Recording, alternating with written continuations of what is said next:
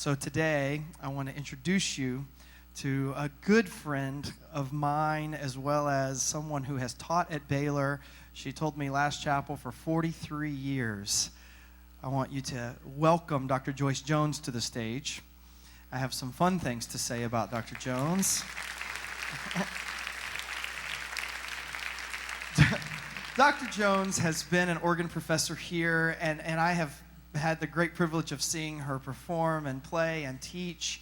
And she's been here 43 years teaching, which is just a remarkable feat that you could put up with all of us for that long. But Dr. Jones told me something earlier this semester, or maybe last semester, that made me sad. This is her last semester teaching here at Baylor. And so we should all do the cumulative, aw. Thank you. Thank you. This also just so happens to be a way that we can celebrate life today. This is Dr. Jones' birthday. Yes. So we thought we would embarrass her just enough and sing happy birthday to her this morning. I hope that you will help us honor Dr. Joyce Jones this morning. Sing with me. Happy birthday.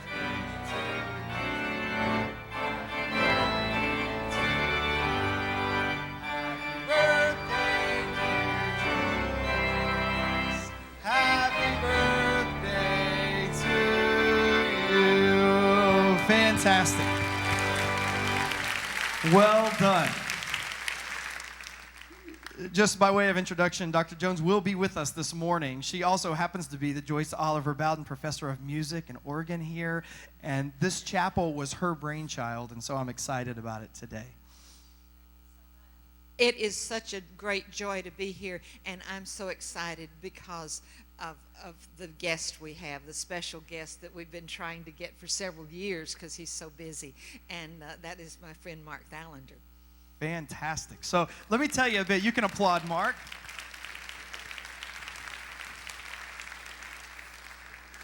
Mark Thallander is a freelance organist and composer and author, president of the Mark Thallander Foundation, serves on several boards, has been the organist at more churches than we can mention, not the least of which was the Crystal Cathedral in California. Mark has been an organist at all of these places and a recording artist, composer, performer, but most importantly, over the past few days of getting to know Mark, he's an exceptional person, a great conversationalist. He brings an amazing amount of energy and enthusiasm, not only to the craft of organ, but also to living a life of Christ. And so it's exciting for us to have Mark here. He is here as part of an organ conference that Dr. Jones has put together that is really a joy to have on the Baylor campus. I don't think you all truly appreciate how incredible it is to have these people here on our campus playing and doing so many great things. In 2003, Mark's life changed drastically, and they're going to share a little bit about that with us here in chapel. To get us caught up on the story, let's watch the screen. I remember thinking that it was like a ride at Disneyland, only it didn't stop. It just kept going, and I just didn't know what was happening. And then everything stopped. It was no amusement ride. A rainy August 3rd, 2003. Nighttime, Wells Toll Booth. Mark Thallander's car hydroplanes and crashes. Mark is sitting alone, more than half his blood draining from his left side. I prayed, God, if there's anything I should do, help me. And this arm then went over and into a hole here, which I think may have stopped the gushing of the blood. What Mark didn't know, his left arm had been all but torn off in the crash. Paramedics and state troopers say there were no witnesses.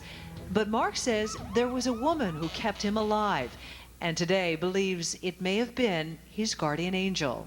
The woman kept talking to me and saying, keep your eyes open, keep talking to me. It was so twisted and mangled, and I was just amazed that you lived through it at all. Lifelong friend Gary Duvall arrived at Maine Medical Center shortly after surgeons made the critical decision to remove Mark's arm. The surgeon was virtually in tears. Because this was no ordinary patient.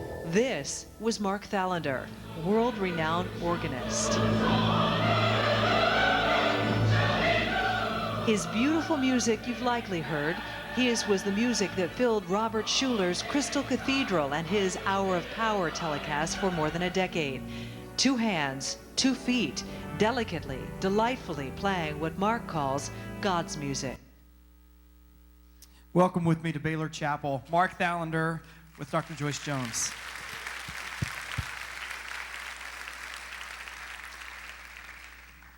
Mark, I remember hearing the terrible news about the accident, and what I didn't know was at the same time that you had the accident and you were in the hospital, that your father also. Yes, he had an accident the same night as mine. He fell and broke his hip, and I was alerted in the hospital that he did not recover. And one of the things I needed to do while I was in the hospital was find a computer and, with the hand I had left, plan his funeral and send it to my brother. And they also played a recording of you that you had made at the funeral, and you were able to hear it.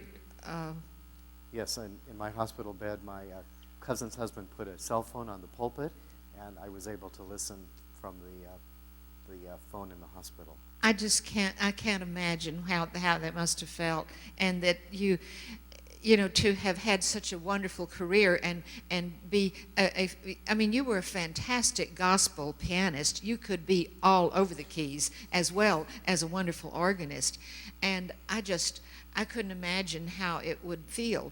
But I happened to be playing a concert in Portland, Maine, where you were taken to the hospital, and I went to see you while I was there, and I found you not lying in the hospital bed weeping over the loss of your arm, but I found you going through over 10,000 messages that you received from all over the world, Africa, Australia, people who had heard you and seen you many times at the Crystal Cathedral telecast.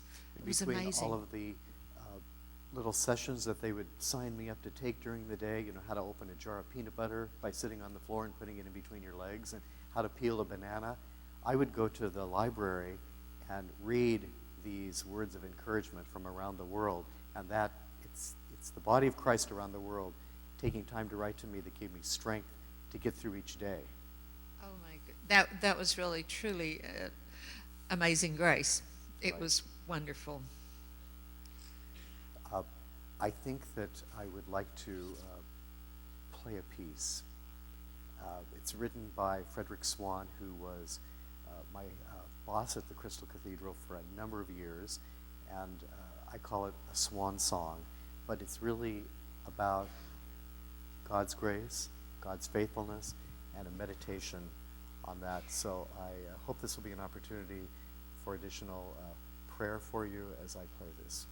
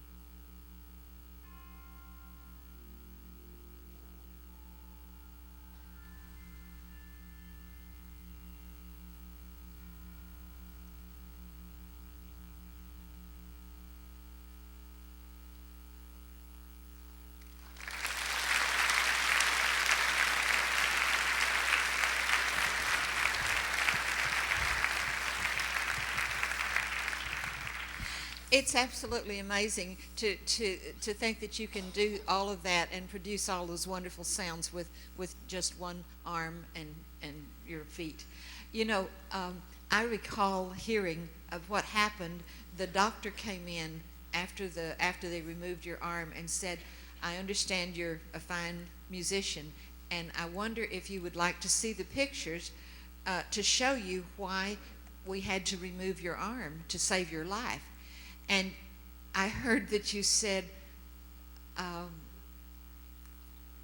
these some photos that I could include in my Christmas letter? yeah, he said, "I don't think I want to see them now, but could I include them in my Christmas letter?" And the doctor said, "I can see I didn't take away your sense of humor." And then you said, "No, and you can't take away my faith either." Right. Yes. I wanted to say that it's a wonderful thing that I studied piano, and my mother was going to have a piano lesson when she was 12 years old, fell off a horse in a farm in North Dakota and broke her leg, never got to have the piano lesson. But when I was conceived, she and her church pianist prayed every day for 9 months that I would become a church pianist. And when my parents, when I was in 5th grade, they won an organ for a month. Well, I was so excited that there was an organ with 4 free lessons, and then I came home from school and the organ was gone. And I was very disappointed, but somehow they knew I needed to have a strong piano background. So the next day when I came home from school, there was a piano there. And so I studied piano, and then when I was in high school, my pastor said to the organist who was going away on vacation, "Why don't you give Mark a few lessons? I think he can take over for you when you're gone." And I'm so grateful for the people who encouraged me in the organ, because with the piano, I would have lost half of what I could do. And with the organ, I've lost 3/4 because I can use both of my feet, and also with the fine instruments that are at Baylor and the sub-couplers, super couplers, and all the different things you can do with the king of instruments. It makes my ministry still viable. Oh, that's wonderful. And you're going to play in Jones Concert Hall. You're going to play another number tomorrow night at 7:30 on as part of a program that will give people an opportunity to hear you there if they can. I want to tell you that I'm here also to celebrate Dr. Jones' 79th birthday, and it's the 40th anniversary of the organ tonight. Isn't that amazing that she has done all she has done here at Baylor, and really made Baylor well known throughout the nation and around the world? And I knew her when I was in college through her recordings, and when I started at Garden Grove Community Church, we had a music conference called Church Music Exploration, and I was so excited to be a part of this in my first full-time church job. So I picked up the phone and I called Dr. Jones, and I said, "We're having a church music exploration, and we would just love it if you would come and be our organ clinician." And she said to me, "No." I know, I felt really bad, but they were putting in this wonderful pipe organ, and I thought, well, if I go and play this summer and teach on that electronic organ, then when the big pipe organ gets put in, they won't ask me back. But then my conscience got the better of me, and I said, well, if I really am serious about wanting to help church musicians and help worship of God, that I will go when I have the opportunity to, because we never know what's going to happen. I mean, I could be not here the next year. And so I called you back, and I said, if you still want me, I'll come. And that was the start of our really long, wonderful friendship. Absolutely. And to have had my accident and to have Joyce Jones playing in the same town where I was in the hospital. I'm a California boy, and I was in the hospital in Maine, and my relatives were 3,000 miles away, and here you came to visit me. But you didn't come a few days before, when I had a little black thing, I call it, and I could press it with my thumb, and there was this morphine. And a friend of mine from California got through to me and said, "Now, don't try to be brave. If you feel any pain at all, just press that little button." So about every 6 minutes, I was pressing that button. And what I didn't know is that every time I pressed the button, it gave me double the amount that I was supposed to have. And when the machine was supposed to stop, it didn't stop. an acquaintance of mine who was a nurse at the Boston, Massachusetts General Hospital felt led that day to call in and ask if they could get someone else for his shift. He had this feeling that he needed to come and visit me in Portland. And he walked into the room and saw that my tongue was going down my throat, my lungs were filling with fluid, my eyes were going behind my head, and he hit the wall. I guess there's a speaker there, and I'm told he said, "Stat, 317, 317. I'm told I was surrounded by doctors and nurses. Now, for me, I was in a very peaceful state. I was in La La Land, and that doesn't mean Los Angeles.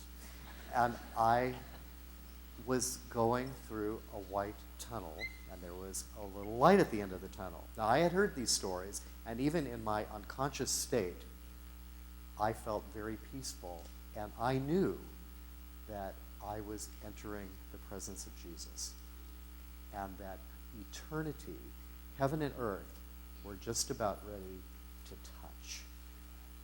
And then that nurse from Boston was on one side slapping my face, and there was a nurse on the other side slapping my face and saying, "You've had an accident." And I thought, oh, not another one. And then I really thought, I don't think this is how Jesus would welcome me into heaven. So that was my experience in the hospital. But God sent people to care for me, people to write to me, people to pray for me, and people to encourage me. And one of the wonderful things is that whatever you put into your memory comes back to you.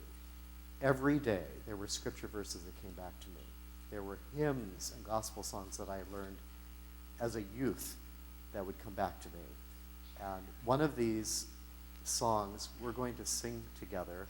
What's going to happen now is there's going to be a brief video of the senior pastor that I work for speaking to me my first Sunday back at that church. And then we're going to stand and sing 2 stanzas of Joyful, Joyful.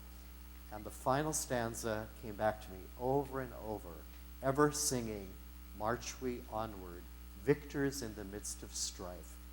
Joyful music leads us onward in the triumph song of life."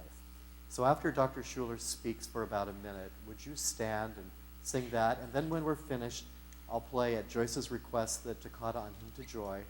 And if you'll be seated for that, that's how we're going to end.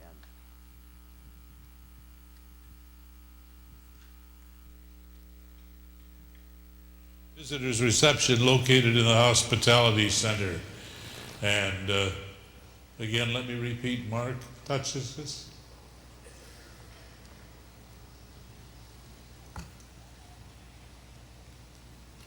I had a daughter that lost legs, and she was a runner. And you lost an arm and you're an organist. Why? We've got the faith for you, don't we? And you're showing it. You're turning your scars into stars. You've become the world's most famous one-armed organist.